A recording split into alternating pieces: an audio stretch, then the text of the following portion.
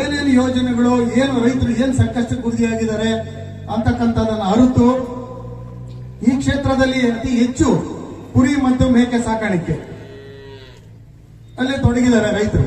ಎಲ್ಲಾ ಜಾತಿನಲ್ಲೂ ಇದ್ದಾರೆ, ಕುರಿ ಮತ್ತು ಮೇಕೆ ಸಾಕಿರ್ತಕ್ಕಂಥವ್ರು ಎಲ್ಲಾ ಜಾತಿ ಜನಾಂಗದಲ್ಲೂ ಇದ್ದಾರೆ.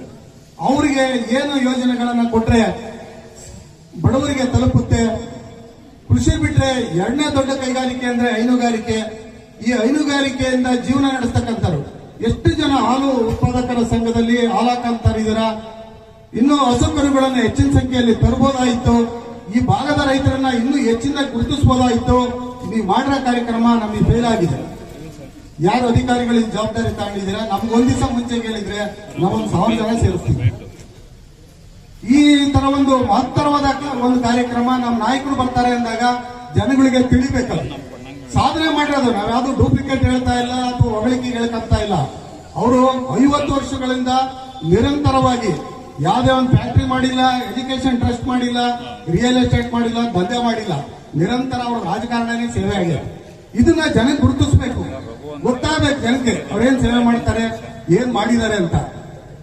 ಇದಾಗಬಾರ್ದು. ಮುಂದಿನ ದಿವಸದಲ್ಲಿ ಅಧಿಕಾರಿಗಳು ದಯವಿಟ್ಟು ಅವರಲ್ಲಿ ಮನವಿ, ಹೆಚ್ಚಿನ ರೈತರನ್ನ ಕರ್ತಕ್ಕಂತ ಕಾರ್ಯಕ್ರಮ ಮಾಡಬೇಕು. ಬರಗೂರು ಶಿರಾ ಬಿಟ್ರೆ ಅತಿ ದೊಡ್ಡ ಪಟ್ಟಣ, ಅತಿ ವೇಗವಾಗಿ ಬೆಳೀತಾ ಇದೆ. 5,000 ಜನಸಂಖ್ಯೆ ಹೊಂದಿದೀವಿ. ಈಗ ಇಲ್ಲಿ ಸಹ ನಿವೇಶನಗಳಿಗೆ ಅತಿ ಹೆಚ್ಚು ಬೇಡಿಕೆ ಇದೆ. ನಮ್ಮ ಶಾಸಕರ ಗಮನಕ್ಕೆ ತಂದಿದ್ದೀವಿ. ಮತ್ತೆ ಪಟ್ಟಣ ಪಂಚಾಯಿತಿ ಆಗ ಸಂದರ್ಭ ಇದೆ. ಈಗಾಗಲೇ ಹಿಂದೆ ಶಾಸಕರು ಸಾಹೇಬರು ಮಿನಿಸ್ಟರ್ ಇದ್ದಾಗ ಪಟ್ಟಣ ಪಂಚಾಯಿತಿ ರೆಕಮೆಂಡ್ ಮಾಡಿದ್ದಾರೆ ಬರಗೂರನ್ನ. ಅದು ಅತಿಯಾಗಿ ಬೇಡಿಕೆ ಇದೆ, ಅದನ್ನು ಮಾಡಿಸ್ತಾರೆ. ಜೊತೆಗೆ 30,000 ಇದೊಂದು ಓಪನ್ ಆಗೋದು, ಅದೊಂದು ಪೆಂಡಿಂಗ್ ಇದೆ. ಆಸ್ಪತ್ರೆಯಲ್ಲಿ ಅವರೇನು 24x7 ಆಸ್ಪತ್ರೆ ಬರಗೂರಲ್ಲಿ ಮಾಡಿಕೊಟ್ಟಿದ್ದಾರೆ. ಅದನ್ನ ನಿರಂತರವಾಗಿ ಈ ಭಾಗದ ಜನ ನೆನೆಸ್ತಾರೆ. ಜಯಚಂದ್ರ ಸಾಹೇಬರ ಸಾಧನೆ ಅದು ಅತಿ ಅವಶ್ಯಕ ಇದೆ. ಈಗ ಹೋದ್ರೆ ಗಿಜಿ ಅಂತಾರೆ ಆಸ್ಪತ್ರೆಯಲ್ಲಿ. ಆಸ್ಪತ್ರೆ ಡಾಕ್ಟರ್ಗಳಿಲ್ಲ. ಡಾಕ್ಟರ್ನ ಹಾಕ್ತಾರೆ ಸಾಹೇಬ್ರು, ನಾವು ಹೇಳಿದಾಗೆಲ್ಲ ಯಾರು ನಿಲ್ತಾ ಇಲ್ಲ. ಬರ್ತಾರೆ ಹೋಗ್ತಾರೆ, ಒಬ್ಬರೇ ಒಬ್ರು ಇದನ್ನ ಮಾಡ್ತಾರೆ. ಮತ್ತೆ ಪೊಲೀಸ್ ಸ್ಟೇಷನ್ ಅಲ್ಲಿ ಒಬ್ಬರೇ ಒಬ್ರು ಇದ್ದಾರೆ.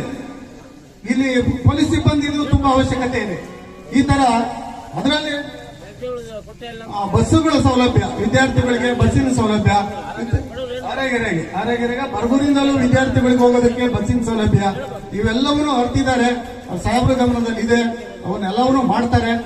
ಅದ್ರ ಜೊತೆಗೆ ಬರಗೂರು ಏನು ಜನಸಂಖ್ಯೆ ಹೆಚ್ಚುತ್ತಾ ಇರೋದ್ರಿಂದ ನಿವೇಶನಗಳದು ಅತಿ ಹೆಚ್ಚಾಗಿ ಅವಶ್ಯಕತೆ ಇದೆ. ಅದರಲ್ಲಿ ಒಂದು 5 ಎಕರೆದು ಈಗ ಆಶ್ರಯ ಸಮಿತಿಗೆ ಹೋಗಿದೆ ಪಾಡಿ. ಸರ್ವೆ ನಂಬರ್ 140ರಲ್ಲಿ 5 ಎಕರೆ ಇದೆ. ಆ ನಿವೇಶನ ಕೊಡ್ತಕ್ಕಂಥದ್ದು ಮುಂದಿನ ದಿವಸದಲ್ಲಿ ಸಿದ್ದರಾಮಯ್ಯ ಸಾಹೇಬರು ಮತ್ತೆ DK ಶಿವಕುಮಾರ್ ಅವರು ಬರ್ತಾರೆ ಶಿರಾಕ್ಕೆ. ಆಗ ಸಾಹೇಬರು ಡೇಟ್ ತಗೊಂತಾ ಇದ್ದಾರೆ. ಸುಮಾರು 20,000 ಸೈಟು ಈ ತಾಲೂಕಿನಲ್ಲಿ ಕೊಡ್ತಕ್ಕಂಥ ಒಂದು ಮಹತ್ತರವಾದ ಯೋಜನೆಯನ್ನ ಜಯಚಂದ್ರ ಸಾಹೇಬರು ಹಮ್ಮಿಕೊಂಡಿದ್ದಾರೆ.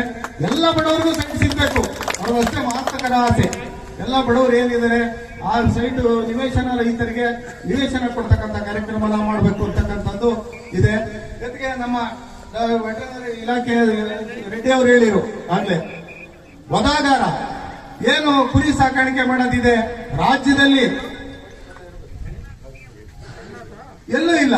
ಇದೊಂದು ವಧಾಗಾರ, ಕುರಿ ವಧಾಗಾರ ಅಂತಂದ್ರೆ ಒಂದು ದಿವಸಕ್ಕೆ 1,500ರಿಂದ 2,000 ಕುರಿಗಳನ್ನ ಪ್ರತಿ ದಿವಸ ತೂಕದ ಲೆಕ್ಕದಲ್ಲಿ ತಗೊಂತಾರೆ. ನೀವೇನು ಹೋಗಿ ಶಿರಾದಲ್ಲಿ ಇವಾಗ ಹೆಂಗಂದ್ರೆ ಯಾರೋ ದಳ್ಳಾಳಿಗಳಿಗೆ ಮಾರಾಟ ಮಾಡಿ ಅದೇ ಬರ್ತಾ ಇದ್ದೀರಾ ಕಡಿಮೆ ರೇಟಿಗೆ. ಅದು 2 ಪಟ್ಟು ರೇಟ್ ಜಾಸ್ತಿ ಆಗ್ತೈತೆ. ಆಗೆಲ್ಲ ಕುರಿ ಸಾಕಾಣಿಕೆ ಮತ್ತೆ ಮೇಕೆ ಸಾಕಾಣಿಕೆಯಲ್ಲಿ ತೊಡಗ್ತೀರಾ.